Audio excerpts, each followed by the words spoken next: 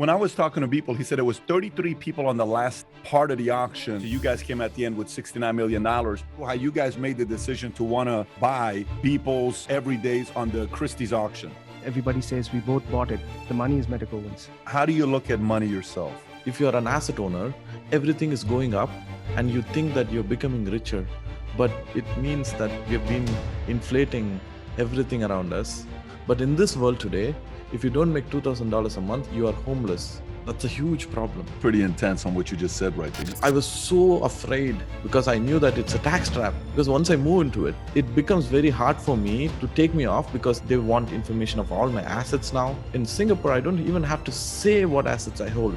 And America is very different. It's between the rising nations now of the East and the declining nations of the West. So, you know, a lot of people go out there, buy a nice belt. People say, wow, you can afford to buy a $500 belt. Some people go buy a nice $1,000 shoes. They'll say, wow, you can afford to buy a $1,000 shoe. Some will buy a Ferrari. You can afford a Ferrari. Some will buy $1 million home. You can afford to buy $1 million home. But only two people were able to afford to buy a $69 million NFT. And they're here today. One of them, rumor has it, is a crypto billionaire due to Ethereum. Maybe we'll get into that. But Metakovan and Twobadour, with their names being Vignesh and Anand, but the two, Metakovan and Twobadour, a few weeks ago shocked the world by buying Beeple's everydays for $69 million. We got a lot of things to talk about today. With that being said, gentlemen, thank you so much for being a guest on Valuetainment. Thank you for having us. Yeah, so is it true that the jacket you have on is actually a crypto jacket? Tell us about the jacket you got on. Thanks for noticing. I think So this one is from Meta Factory, which is a very crypto native brand. So it's a brand that produces fashion through as a community first thing, right? So it connects artists. And it sells these kind of jackets, t-shirts, like sweatpants, even sneakers, all very designer style, but by connecting artists directly, to the producer. So it's like a merchandise brand, but it's the interesting part is, it's arranged as a DAO, which is a decentralized organization. So you could own part of the next interesting brand in the world. It's not investment advice, but I have a little part of tokens from that company also. I think fashion is getting decentralized, so this was the first jacket, a bomber jacket from them. It's called the Genesis edition jacket. There are only 40 in the world, and it has a RFID chip. And it connects to the blockchain through an NFT. So there's an NFT that points to my address on the Ethereum blockchain, and it's a physical piece. So I think this is a very interesting trend here, right? Like a physical digital a combination. So this happening. There are a lot of these things happening with sneakers, etc. Now. Let me ask you: is it an expensive piece or no? The jacket. The good part is I paid $600 for it, but I made my money back just on the token appreciation. I got for it. Okay. It's like you get back some tokens, and that it goes up, so it's good. Good. So to the world. By the way, are you guys family or are you guys friends? No. We are friends. You're friends. Okay. Yeah. So at what point did you guys make a decision to say, "Hey, let's buy this everydays"? And was there a number where you said we got to stop at this number, or were you saying we got to own this no matter what? So walk me through how you guys made the decision to want to buy people's everydays on the Christie's auction. Sure. I think I will let Twobadour talk about that, because he was he's always the guy who I talk to when it's like I get the idea, but he pushes me into the decision, right? So he's my conviction. So I'll let him talk through it. Sure. That's a very gentle way of saying I'm the devil on his shoulder, Patrick. Okay, nice. Very nice. Pushing him to do stuff. Now, it's been a fascinating journey in the NFT space, right? And to be clear, while everybody says we both bought it, the money is Metakovan's. My job is to be a truffle sniffer in this jungle of unique digital assets. And I've gotten pretty good at it because I love these artists. I love these brands of art, and that's kind of how the journey started. And Beeple, we had an experiment with him with the B20 project, which Mm-hmm. I mean, already discussed with people some time ago. Mm-hmm. What we came to realize through that experiment, and also, in the way we sort of approached Beeple, is that he's practically the artist of our generation, which is the digital native generation, right? And the whole concept of the everydays, the 5,000 everydays, was a massive hopeful metaphor for this generation. I mean, if you look at the art piece from the top left, begin at it, the first image is pretty crap. But then you trace it all the way through. You can trace the journey of an artist, his entire lifetime. Mm-hmm. This almost spiritual commitment to this particular thing that he does every day, right? His good days, his bad days, his sick days, his healthy days. He's putting out art every day, every day. So what it told us is you can start anywhere, but you work with discipline, with conviction, with a kind of single-minded passion, and you will hit the end of the rainbow, whether it's the end of a year or 10 or 13. So that was a very powerful message for us. And this is why we felt that the space was precious, not just because it was an NFT or just because it was a purely digital form of art, but because of the story that it contained within it. Now, to the people that are not in your world, by the way, when I was talking to people, he said it was 33 people on the last day that were part of the auction that were going through the whole thing back and forth. And then at the end, obviously, you guys came at the end with $69 million. How many people are in the crypto world? Like if there was a number to the crypto community, what number would you put to that? You mean, are you asking for the number of collectors or people in general, the population? Yeah, I would say both, because to me, I would want to know, one, what is the total population of crypto? That's believers, people who believe in crypto. And then the second one would be, how many are in the world of actually buying NFTs like you guys have been buying? If you can break that down. For example, if you were to say there's about, 1 million people that own a crypto, hypothetically, but there's only 32,000 that are buying, NFTs like we're buying it. Do you guys kind of have that number or Sure. no? Yeah. It's a hard number to go, but I feel like it's in the, it should be in the tens of millions. So it could be 50, 60 million people who I think they just don't own crypto, but they are more understanding of what's happening here, etc. And maybe even a larger population, around 150 million people who hold crypto because maybe they are in it for the money, right? Like, so that's the number. I don't think it's more than that. And NFT space is a very small sub niche of all of this, so not more than say 50,000 people at this point, who either hold a NFT or even if you take the total number of artists, it's still going to be around that number. And the collectors who have the real money now, that's even smaller. It'll be less than say 100. Yeah. Less than 100. Got it. Okay. Yeah. So I'm looking at right now where, different articles comes up. Here's one article that says from CBS, there's 100,000 Bitcoin millionaires, right? Anybody that has $1 million or more in Bitcoin.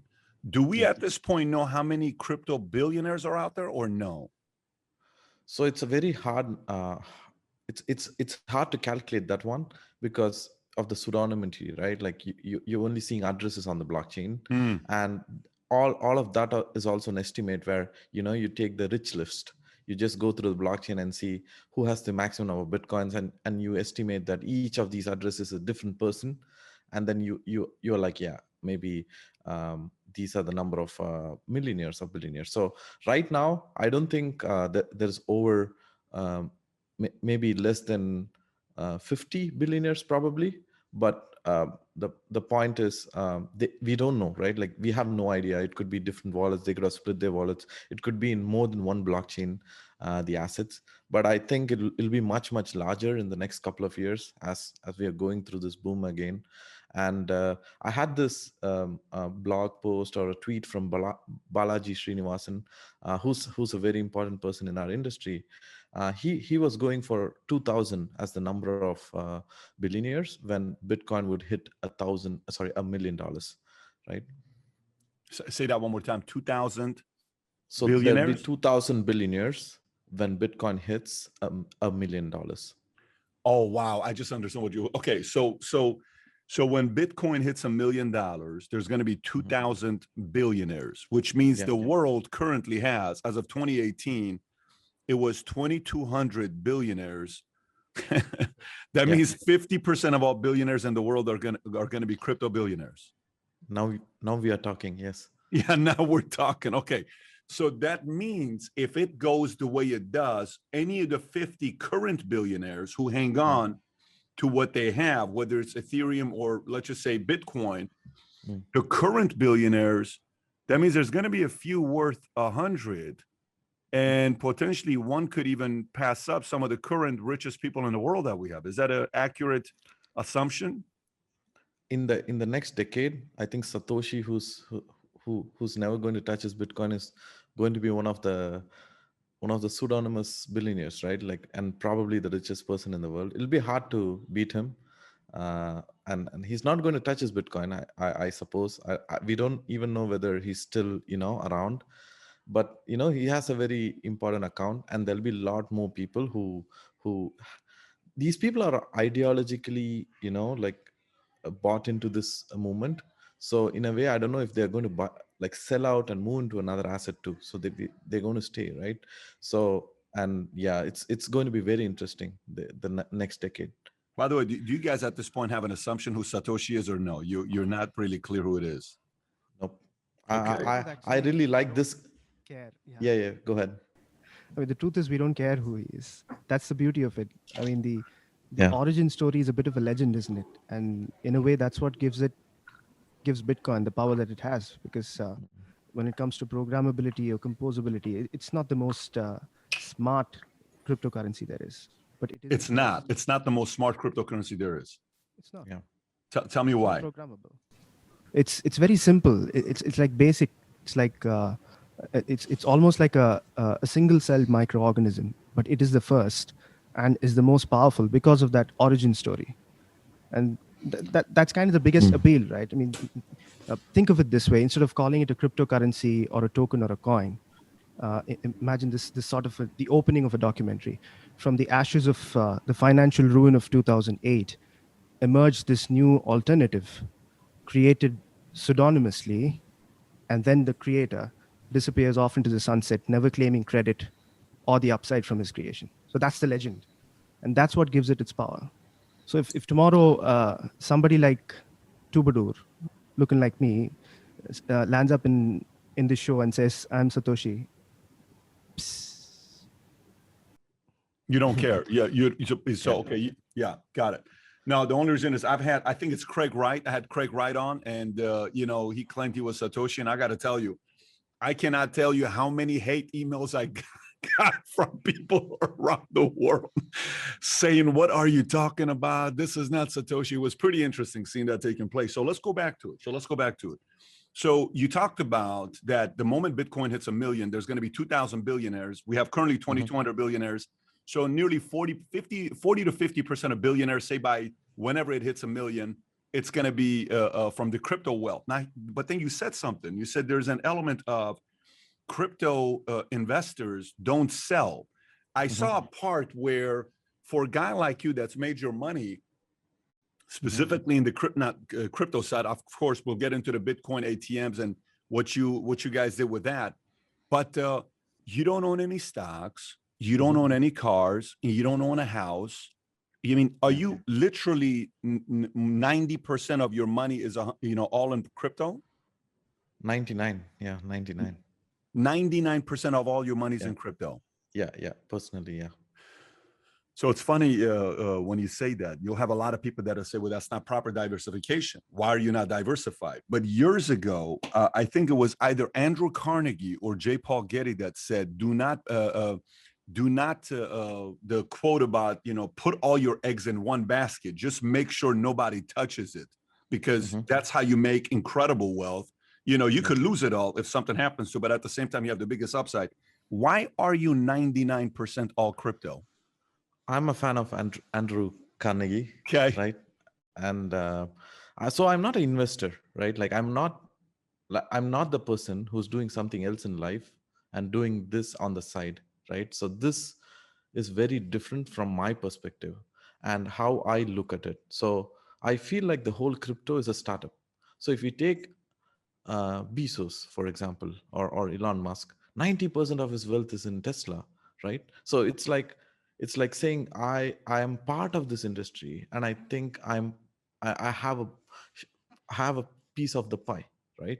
And so I will do everything possible. I have the skin in the game, and my incentives are aligned in the way so that I can ride with the moment. And I also believe in the moment, because as Twobadour was talking about the picture, the 5,000, right? It's also the story of crypto and the story of me, right? Where how, like in 2007, when people started the everyday, I had no money. I had no money to buy a laptop, right? So this is very moving to me, and it's a story of crypto itself. I don't want to take too much credit in it. I'm happy and grateful that I could see that, and like this could have gone in any way, but I would still be okay with it if this didn't work out, because it's like I would have tried something else, and no one can take away my experience, my knowledge, my connections, right?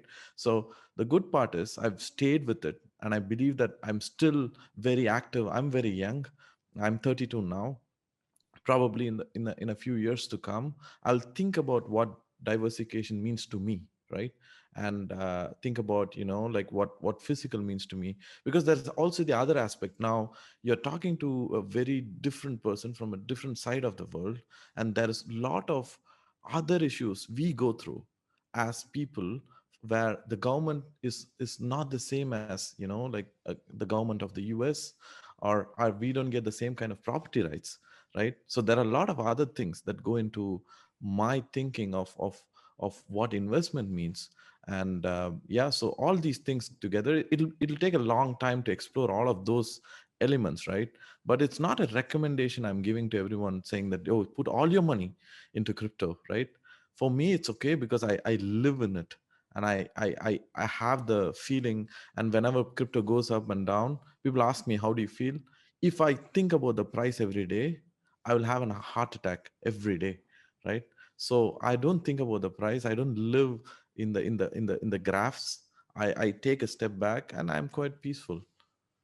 Yeah, it's very obvious, and it's felt, by the way. Kudos to you. Your personality and temperament is one that's very interesting. By the way, the picture behind you that you have there, the picture behind you, those pictures. Tell us about the pictures that you have behind you. Sure. So this is Hal Finney, the next best thing to Satoshi. So he's the guy who we know. He was the guy who Satoshi used to speak to over forums and email, and he was almost the second important person, right? Like, yeah, like the second person who landed on the moon. So he's the guy, and we have a picture of him. So it's I like to I like You to have a think picture about him with as him? You have a picture no, with no, him? no. I mean, he's no more. Okay. He's no more. So I've not had the chance to meet him, but I mean, it's at least we know his face, right? And I think people should know his face, because we only talk about Satoshi. He's an important person. And yeah, here I have Warren Buffett. Even though he hates Bitcoin, I really love him. Right? I agree to disagree with him, right? and this is Abdul Kalam, who's my inspiration growing up. He's a scientist. He's a rocket man of India. He's the guy who made who made the first rockets that India launched, and he also rose to become the president of the country, right? And so he's a huge inspiration. He started as a fisherman. He comes from a fisherman home, and yeah, his path is very inspiring and very righteous too. And the guy in the middle is my moral compass. He's called Thiruvalluvar. He's 2,500 years old. And so he wrote this beautiful book called Tirukkural, which has 1,337 word poems. and it's the dictionary of life. So you want to understand friendship, you just, like a dictionary, you go there and you get something. So it gives me a lot of clarity when I need it in my life. You're a very deep guy, by the way. Good for you. There's a lot of depth in your character. That's very impressive. You said something earlier about the government. You said, are you currently in India, or where are you currently at? I've heard you talk about Singapore. I've heard you talk about different places. Where are you currently at? I'm in Singapore. Okay. Twobadour, if you want to talk about it. Yeah. Twobadour, you're in India, or you're also in Singapore? I'm in India. You're in India. So what do you think about the Reuters article that came up a few days ago? I'm sure you saw it. This was actually, it was 2 weeks ago. India to propose cryptocurrency ban penalizing miners. Trade source. This was in New Delhi, Mumbai. India will propose a banning cryptocurrency and fining anyone trading in the country or even holding such digital assets, a senior government official told Reuters, in a potential blow to millions of investors piling into the red hot asset class. What do you think about it? And can they actually do it? Is it creating any kind of momentum in India? Okay. This feels like deja vu, Patrick, because it's happened a couple of years ago. It's merely an overcorrection at this point, because there are obviously a lot of pitfalls when it comes to crypto, mainly because Bitcoin is bad at marketing, right? It doesn't belong to any single person. So the only things that make it to the news are the scams, or the crashes, or the hacks. So that's the issue. But that said, India is a very ambitious country, so I have a lot of faith in that ambition. And technically, we missed the IT revolution. We were relegated to the back office for all practical reasons. I think this is another opportunity for us, and I don't think we will make the same mistake again. At least I hope not. Yeah, it's I don't know. It's the number 7 economy in the world today. Number 876. You're right there. And when I went to Mumbai, and I spoke at IIT with Divyang Turakia, Arundhati Bachari. I don't know if I'm even saying the name correctly. She was a former chairman of State Bank of India. And we were sitting there talking. The desire to want to develop things and create with these young kids, you're looking in their eyes, you see the fire in their eyes. You don't see that kind of fire in a lot of places. They're just so hungry to want to do something with it. It was very interesting getting the spirit when I was in India to see that taking place. So Vignesh, Metakovan, did you move from India to Singapore, or are you from Singapore? Did you grow up in Singapore? No, I grew up in India. Actually, I grew up in a small town in India, not a city. And I slowly moved from India to UAE, studied there for a while, and then to Canada. I spent some time there, and now I live in Singapore for I've lived here for a few years now, and all like except the Dubai thing, everything crypto, right? Why Singapore?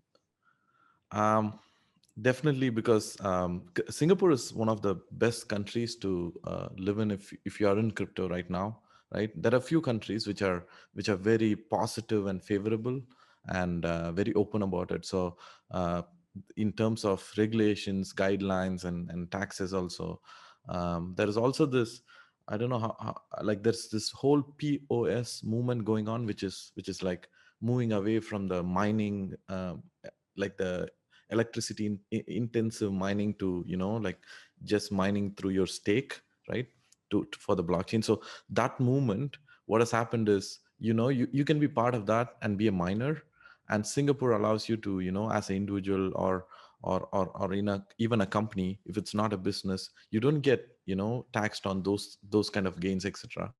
And capital gains is really nice. They're there is no capital gains, I mean, and there's no capital gains in Singapore. None. No capital gains, no. And income tax is very favorable. It's 22% at the highest level. So and I don't have a lot of income, so it's good for me. So in other words,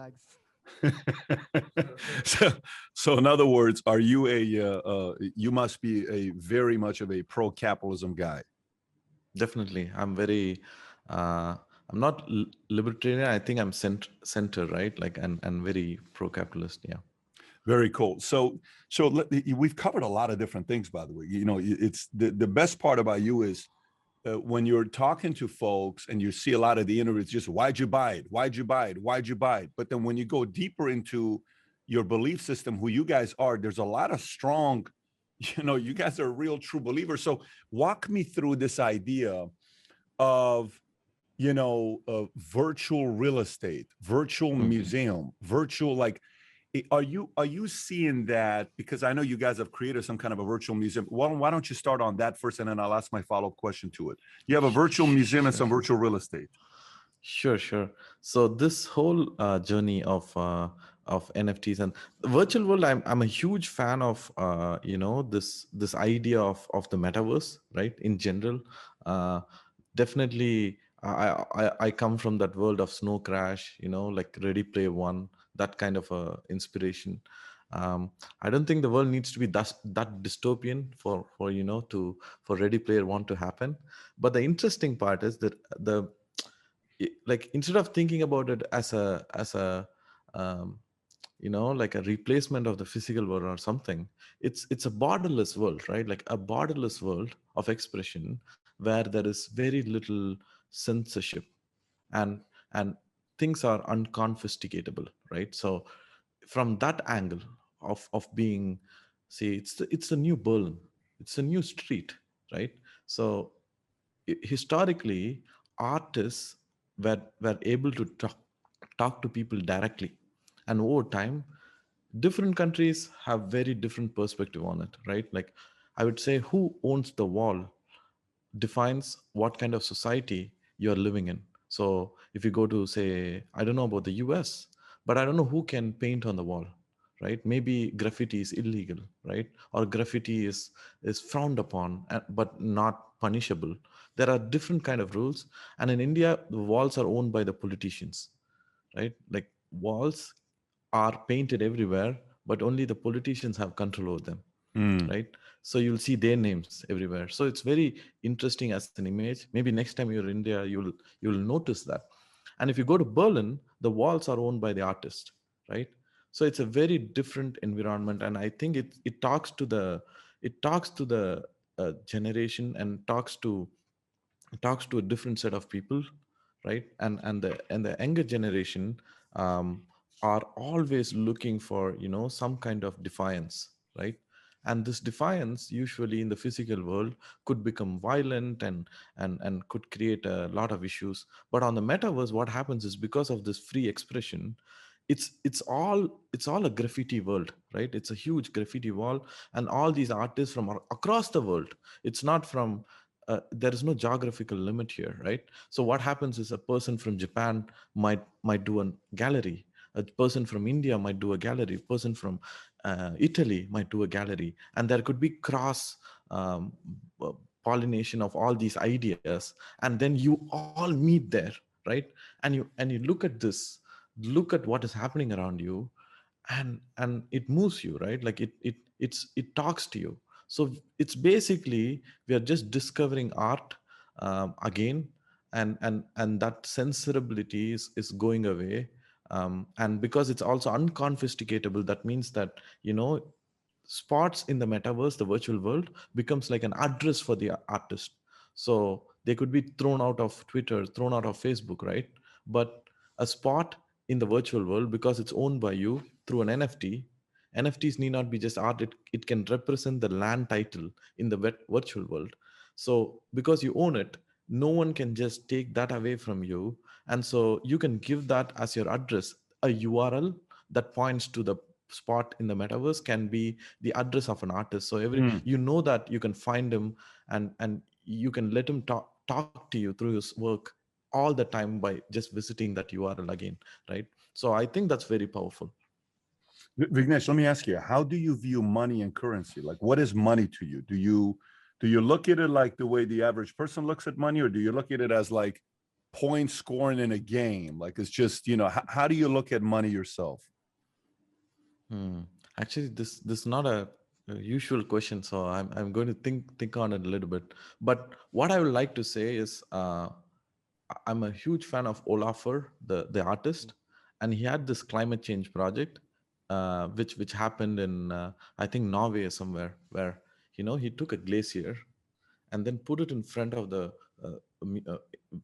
conference hall where the climate change conference was happening, and you could see that glacier melt. He made something very obvious, right? And that's how I feel about money. Fiat is melting. Fiat is melting in front of our eyes, and it's non-obvious. It's not obvious because you don't feel that way. Everything in price, if you are an asset owner, everything is going up, and you think that you're becoming richer. But once upon a time, being a millionaire was hard. Now, being a billionaire is okay. There's going to be trillionaires now. It does not mean anything. It means that we have been inflating everything around us, and asset prices have increased, and it does create this K-shaped issue, right, where if you're not an asset owner, you're really affected because you're sitting on the fiat that's melting, right? So it's similar to the climate change crisis that way, where we have to understand what's happening, and crypto almost is the opposite of that, right? So I look at money as definitely as a measure of what you contribute to the society. But again, because of all this economic game, there is a little bit of a lot of smartness that also is required, where to keep your money is not easy, because people say, if you're a fool, the world has a way to take the money away from you.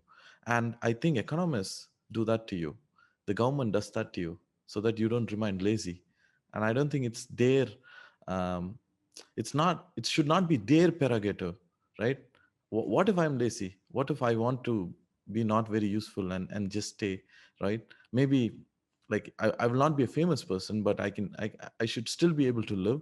But in this world today, if you don't make $2,000 a month, you are homeless. And that's a huge problem, right? Because we are part of economy, and I didn't sign up to be part of this economy. We are all part of this economy. Very insightful. How do you view America, by the way, as an economy from the outside? Because, the advantage you have is you're in Singapore, which is the number one place to be for capitalists. I mean, the whole book, Atlas Shrugged, if you wanted to create the city, the closest thing to that city today is Singapore. Nothing comes close to it. Maybe there's a couple of them you can make an argument for, but Singapore is a place where a lot of capitalists are going to. And what's funny is a lot of people who are there don't want other people to know. It's kind of like, don't advertise it. Just kind of let it just be us that we know it. But for you who lived in India, live in Singapore, you lived in Canada, I think you lived in was it UAE as well? UAE, How do you view America right now? Because let me explain a little bit more deeper on that. How do you view America, one, just as America as an economy and society, what direction it's going to?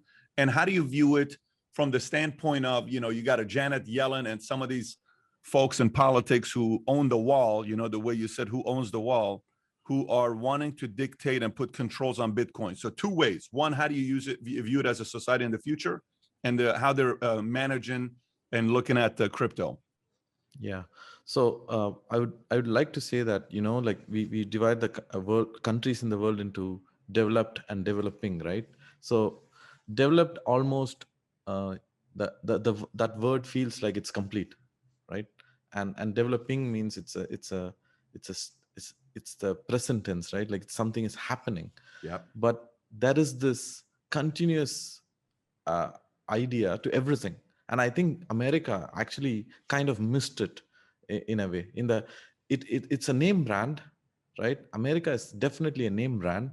But after the 70s, I think if you are an American, I don't think it's the same, because the taxes have, and the way taxes are done today, and the way money is being printed, it is all very un-American, like from an outsider's point of view, right?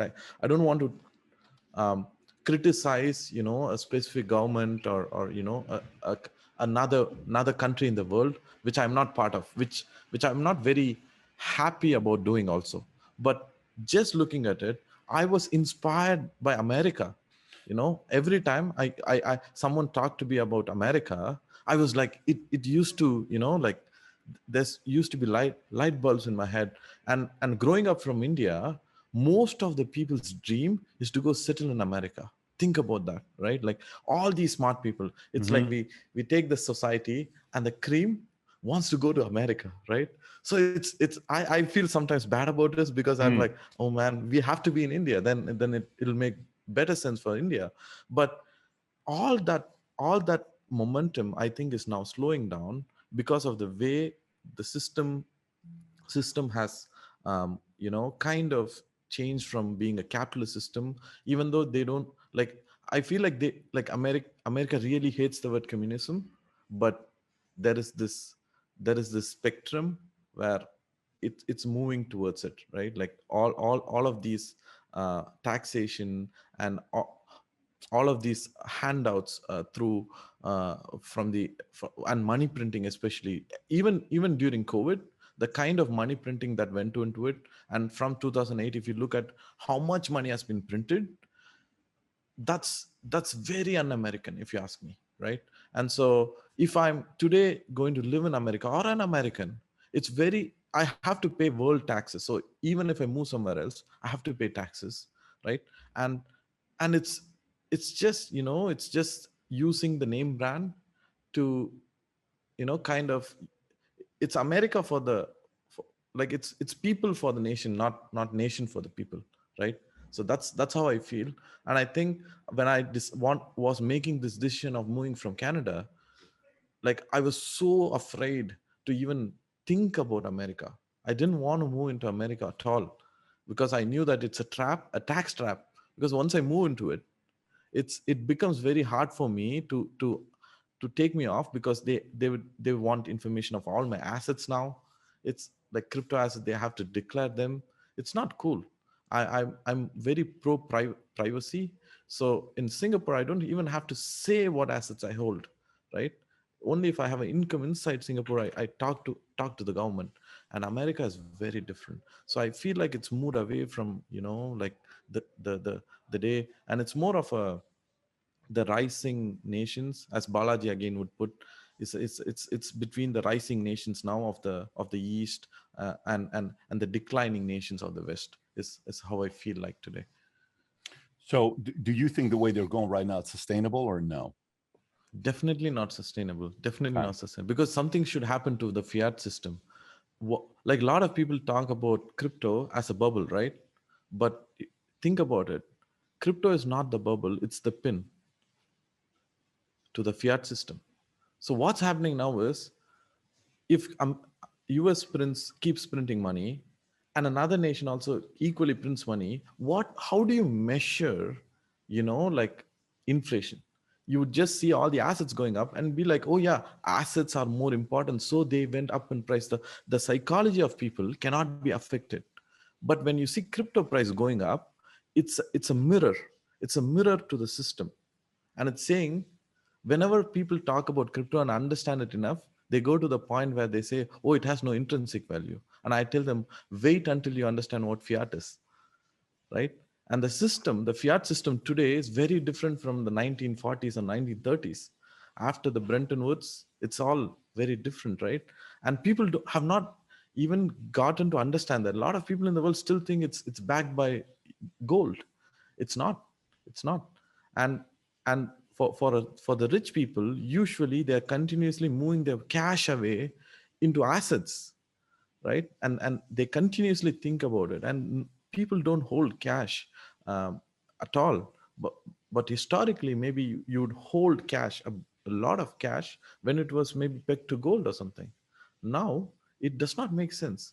It's like something on fire, right? Like you want to give it to someone else and get something that will not decrease in value. So it has become like that, and it's accelerating.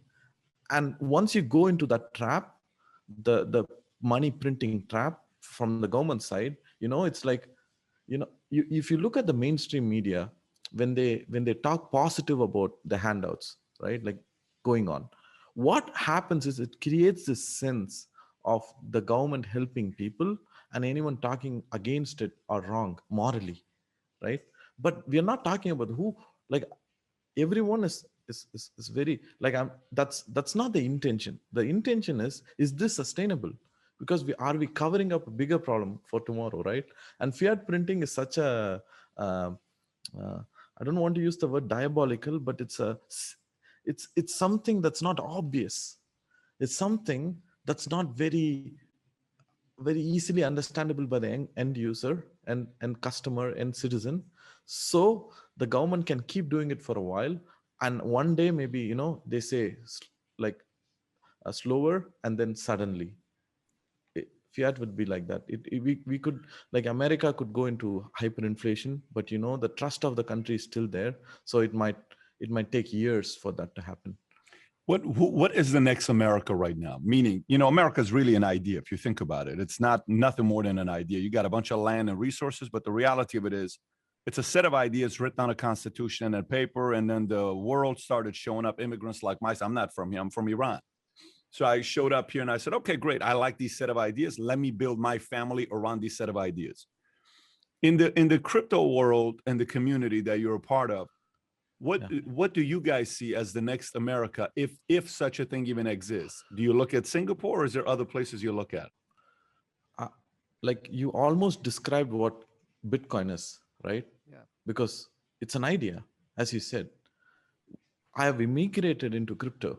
And if you understand, like that's what this conversation is about, where I'm trying to reduce my physical print as much as possible, so that, it's just a commodity to me.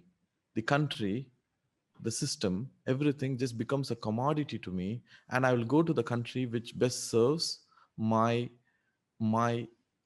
ideas that are in this virtual world, right?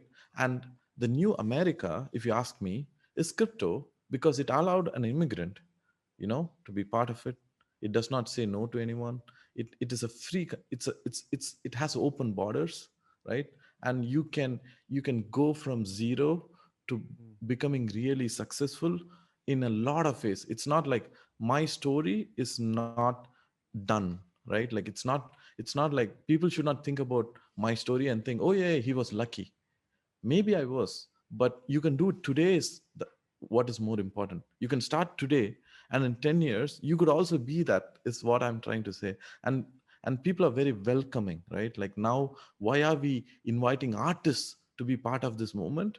And why are we doing this NFT, and why are we spending so much money? Because think about it like this: historically there were kings, and they were the patterns to art, and like all, when we go to a museum, that's what goes into our head now, right? Like we look at all this art, and that's our mental model. That's very deep. And and from there, we've had no medium change, and tech totally missed art. When I say tech, I'm differentiating is from crypto, right? Tech is different because crypto is the opposite of tech. It decentralizes. Crypto decentralizes. Tech centralizes. It's just corporations which are like multinational like governments, which will not tell that fact outside, right? They are just virtual governments, the MNCs. So what crypto is a new kind of nation, and you can just get into it and get out of it, and there is no passport, no citizenship. It's Oh just my virtual. God. You just said the tech companies are virtual governments. Yeah. Wow. So essentially, Facebook, Twitter, Google is a virtual government. Yeah, they're citizens. Like they have 1 billion people under them, and they make all the money. And they And it's not decide. even the money, it's the control. They get to Yeah, dictate the Exactly. rules. yeah, and they control your attention. Today they say data is oil. What? It's a very important statement, right? When data is oil. Yeah.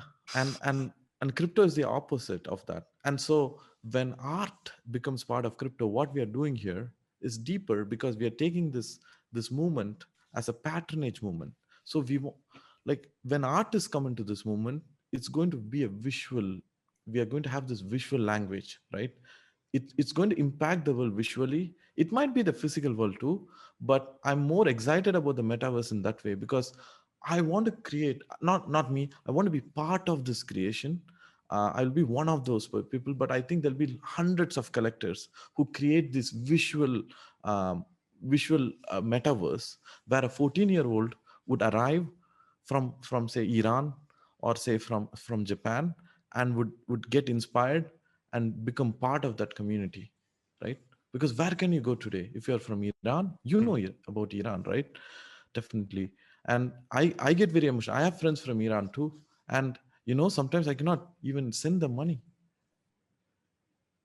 It's even crypto, but you know what I mean. It's a very different world we are living in, and the crypto world is the new America, as you said. It's where people are welcome. People can find their destiny. No one's explained it that way before. That's pretty intense on what you just said right there. You said, by the way, you said a lot of different things. And you were what? You were a technical consultant before? And in 2003, 13, you started with $5,000 and you turned it into this? You cannot have just been a technical consultant. Well, are you a reader? Are you a big researcher? Are you a reader? What's in that brain of yours? So I'm a reader, definitely. When I was growing up, maybe until I was 20, I could not, English is not my first language, right? So I could not read very well. So what I did was I started listening to audiobooks when I was 20, around 20. It also helped me with my language, right? Because someone was always speaking in my ears. So it became a very interesting thing. But back then it's all okay now. But like I had Audible, and Audible was very costly for me. I could not afford Audible. So what I used to do is, they had this one free book that you can download if you have a credit card. So I used to borrow so many people's credit card, create these accounts for and download these audiobooks, all these economists, right? Like Austrian economics.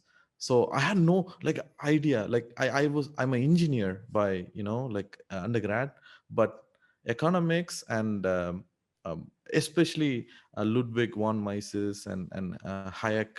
Hayek is a very big inspiration in my life. Crazy. The names you're giving. Are you guys familiar with BitClout? A little bit, but I've not used. I don't know about Twobadour. I haven't used it yet. So you know the whole idea just came out a few weeks ago, which is you're able to invest into individuals. So you're buying currency in individuals, and they went and got the top 15,000 Twitter profiles, put it over there, decentralized. No one owns it. It's not like there's an operation going similar to Bitcoin, and you get to buy. So the first person that buys, it's $1, then 2, 4, 8, 16, and it keeps going. And they have a ranking on who's at the top, and gradually other people are coming in. Not a lot of big names have come in yet, but enough names are coming in that are recruiting others. Can you see a concept like that also? Because I think a lot of times right now, when I read about you, I read about the fact that you bigger wealth of your bigger percentage of your wealth was made based on Ethereum. You were an early investor in Ethereum, and you had it backed with Bitcoin ATMs. So do you see a BitClout being something that could be the next Bitcoin, Ethereum type of thing? Because it seems like a lot of different things are coming out right now, but this is more investing in an individual rather than a currency.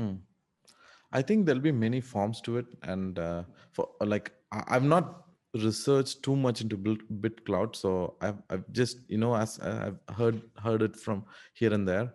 I would not jump into it, definitely, right? Even when I used to do investments, I used to have from outside it looks like I'm not diversified, but inside the crypto industry, when I move into a new crypto or a new team, I always have limitations on how much I'll go into it with. So if it's a new company like BitClout and I have no idea who the founder is, I would really, really be skeptical about it, like personally, right? And even if it has a good idea and it can be decentralized, the problem is in a year there could be a it's all crypto becomes very political quickly, right? And there should be a resolution to how they upgrade stuff. and if it has this crypto and a centralized website which goes with it or something, that's a huge risk. So that's a red flag for me. So I will not go too much into that, right? So I usually look for who's leading this movement and what their intention is before investing. Very interesting. Very interesting. Well, I got to tell you, I've really enjoyed this. I can talk to you for hours. This is a very deep, insightful conversation, probably the best one I've ever had in the topic of crypto. And we're definitely going to ask to have you come back and speak. And by the way, it was very nice getting to know you as well. You didn't take a long time for you to say, look, I'm not the backer. I'm the one that's going out there finding this stuff. And we work together as a team. It shows a lot in your level of humility of you guys being able to work very well together. So once again, thank you so much for you guys coming out and being a guest on Valuetainment. I really enjoyed it. Thanks a lot. Thanks a lot. This was a pleasure. Probably one of the deepest conversations I've ever had on the topic of Bitcoin and cryptocurrency. I don't think the topic has gone as deep as this one went to. I mean, countries have walls. In India, walls are owned by the government, but in Berlin, walls are owned by artists. Tech missed the mark on art and NFT is going to take it because tech essentially became a virtual government. US used to be free on the ideas, but I don't understand why they're going away from. Just incredible type of a conversation.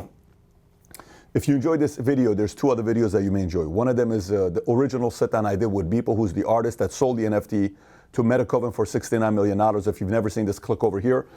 And on a podcast a couple weeks ago, I was asked where I would move to if America failed. If you enjoyed that part of the conversation with Metakovan, click over here to see where I would move to if America were to fail. Take care, everybody. Bye-bye, bye-bye.